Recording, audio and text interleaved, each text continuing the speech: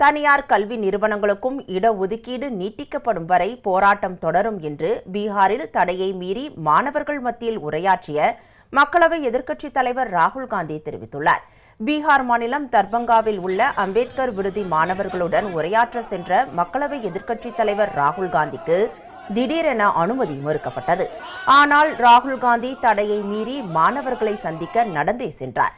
பிறகு மாணவர்கள் மத்தியில் உரையாற்றிய அவர் ஜாதிவாரி கணக்கெடுப்பு நடத்தப்பட வேண்டும் என்று நாடாளுமன்றத்தில் பிரதமர் மோடியிடம் தான் வலியுறுத்தியதை சுட்டிக்காட்டினார். பொதுமக்களின் அழுத்தம் மற்றும் பயம் காரணமாகவே ஜாதிவாரி கணக்கெடுப்பு குறித்த அறிவிப்பை பிரதமர் மோடி வெளியிட்டுள்ளதாகவும், உண்மையில் அவர் ஜாதிவாரி கணக்கெடுப்பையும் அரசியல் அமைப்பையும் எதிர்க்கிறார் என்றும் கூறினார்.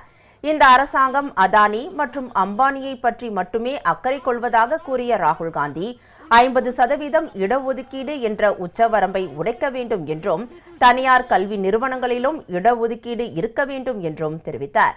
मोदी से कहा, पार्लियामेंट में कहा, तुम्हें जाति जनगणना करना पड़ेगा।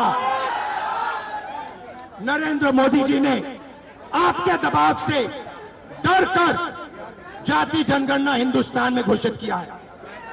आपके दबाव से डर कर उन्होंने कॉन्स्टिट्यूशन अपने